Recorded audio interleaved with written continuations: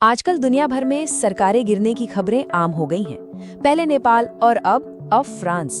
सोचिए, एक बजट प्रस्ताव और यूरोप के सबसे मजबूत देशों में से एक की सरकार घुटनों कर आ गई। आखिर फ्रांस में ऐसा हुआ क्या? चलिए आज इसी को समझते हैं। देखिए, ये सिर्फ फ्रांस की कहानी नहीं है। अभी हाल ही में नेपाल में भी सरकार गिरी।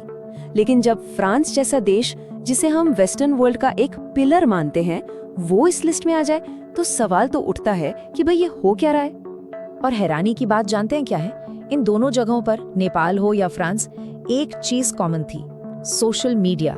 जी हाँ, फ्रांस में भी विरोध की जो आग भड़की, उसकी चिंगारी सोशल मीडिया से ही आई थी। एक ऑनलाइन कैंपेन और लाखों लोग सड़कों पर थे। तो फ्रांस की इस पूरी सिचुएशन को समझने के लिए हमें इस आंदोलन के बिल्कुल सेंटर में जाना होगा। ये कोई छोटा मोटा विरोध नहीं था।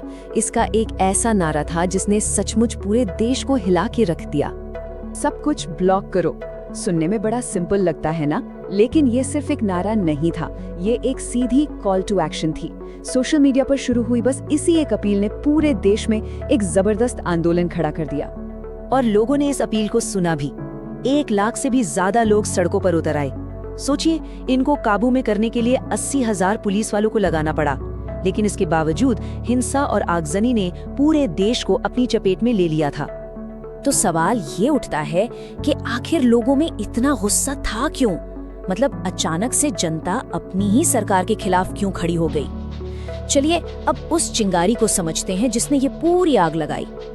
तो इसकी वजह थी सरकार का एक बजट प्रपोजल। उस वक्त के जो प्रधानमंत्री थे, उन्होंने खर्चों में जबरदस्त कटौती का प्रस्ताव रखा। इसमें क्या क्या था? हेल्थ केयर से 5 बिलियन यूरो कट, पेंशन बढ़ाने पर रोक, और तो और 2 नेशनल हॉलीडेज भी कैंसिल। बस यही कटौतियां जनता के लिए द फाइनल स्ट्रॉ साबित हुई। और इसका नतीजा क्या हुआ? बिल्कुल तुरंत प्रधानमंत्री फ्रांसवा बायरो को इस्तीफा देना पड़ा। और सुनिए, ये कोई एक बार की बात नहीं थी।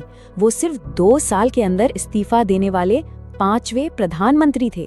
इससे साफ पता चलता है कि फ्रांस में एक बहुत गहरी पॉलिटिकल इंस्टेबिलिटी चल रही है। लेकिन अगर हम थोड़ा और गहरा जाएं, तो ये कहानी सिर्फ बजट कट्स या पॉलिटिकल इंस्टेबिलिटी की नहीं है। नहीं, ये एक बहुत ही गहरी, एक बहुत बड़ी आर्थिक समस्या की कहानी है जो दशकों से धीरे धीरे पनप रही थी। असल में ये जो विरोध प्रदर्शन हुए, ये जो बजट कटौती हुई, ये तो सिर्फ लक्षण थे। बीमारी कुछ और ही थी। असली वजह वो एक ऐसी आर्थिक सच्चाई है जिसका सामना करने से फ्रांस सालों से बच रहा था। 114.1%। ये है फ्रांस का डेट टू जीडीपी रेशियो। अब इसका मतलब क्या है? सीधे साधे शब्दों में कहें तो फ्रांस पर उसकी 1 साल की कुल कमाई से भी ज्यादा का कर्ज है। मतलब देश जितना 1 साल में कमाता है, उससे ज्यादा का तो वो कर्जदार है।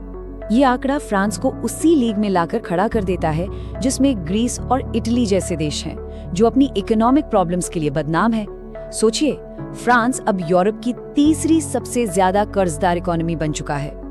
इसको और अच्छे से समझने के लिए चलिए भारत से तुलना करते हैं। फ्रांस का डेट टू जीडीपी रेशियो है करीब 114% और भारत का करीब 81%। मतलब एक डेवलप्ड देश होते हुए भी फ्रांस की हालत इस मामले में कितनी चिंताजनक है, इसका अंदाजा लगाया जा सकता है। तो सवाल ये है कि फ्रांस इस हालत में पहुंचा कैसे? इसका जवाब छिपा है वेलफेयर स्टेट के कॉन्सेप्ट में। देखिए, दशकों से फ्रांस की सरकार अपने नागरिकों को बहुत सारे फायदे देती आई है, जैसे फ्री हेल्थ केयर, पेंशन वगैरह वगैरह। अब धीरे धीरे लोगों को इसकी आदत पड़ गई और वो इसे अपना हक समझने लगे। हाँ, तो ये संकट कोई रातों रात नहीं आया। बात है 1974 की। तब तक फ्रांस का बजट सरप्लस में होता था, मतलब कमाई खर्च से ज्यादा थी। लेकिन उसके बाद सरकार ने सस्ते कर्जे लेकर इन वेलफेयर स्कीम्स को और बढ़ाना शुरू कर दिया। ये मॉडल सालों साल, दशकों तक चलता रहा। और फिर आया साल 2022, जब दुनिया भर में इंटरेस्ट रेट्स बढ़ने लगे। बस अचानक से कर्ज लेना बहुत महंगा हो गया और फ्रांस का ये पूरा का पूरा इकोनॉमिक मॉडल चरमराने लगा। और प्रॉब्लम कितनी सीरियस है, इसका अंदाजा इस बात से लगाइए। एक अनुमान है कि 2029 तक फ्रांस को सिर्फ अपने कर्जे का ब्याज चुकाने के लिए हर साल 100 बिलियन यूरो खर्च करने पड़ेंगे। ये प्रिंसिपल अमाउंट नहीं है, सिर्फ इंटरेस्ट है। यही वो बात थी जो उस वक्त के प्रधानमंत्री अपनी संसद को समझाने की कोशिश कर रहे थे। तो इस पूरे संकट का नतीजा क्या निकला और इससे हमारे लिए क्या बड़े टेकअवेज? एक नए प्रधानमंत्री तो आ गए हैं, सेबास्टियन लेकॉर्नो, लेकिन देखिए, चेहरे बदलने से हकीकत नहीं बदल जाती। फ्रांस की जो असली जो फंडामेंटल इकोनॉमिक प्रॉब्लम्स हैं, वो तो वैसी की वैसी ही हैं। कर्ज का वो पहाड़ आज भी वहीं का वहीं खड़ा है। तो इस पूरी कहानी से 3 मोटी-मोटी बातें समझ में आती हैं। पहली, इकोनॉमिक रियलिटी और लोगों की उम्मीदों के बीच एक जबरदस्त टकराव हो रहा है। दूसरी, लोग उन सरकारी फायदों के इतने आदी हो चुके हैं जिनका बोझ अब देश नहीं उठा सकता। और तीसरी और सबसे जरूरी, सोशल मीडिया अब इतनी बड़ी ताकत बन चुका है कि वो डेवलप्ड देशों में भी सरकारें गिरा सकता है। और ये सब हमें एक आखिरी सवाल पर लाकर खड़ा कर देता है। वेलफेयर के वादों और इकोनॉमिक रियलिटी की इस लड़ाई में पहले कौन झुकेगा? क्या लोग अपनी उम्मीदें कम करेंगे या सरकारें देश को आर्थिक बर्बादी की तरफ ले जाती रहेंगी? ये वो सवाल है जिसका जवाब सिर्फ फ्रांस को ही नहीं बल्कि दुनिया के कई और वेस्टर्न देशों को भी ढूंढना होगा।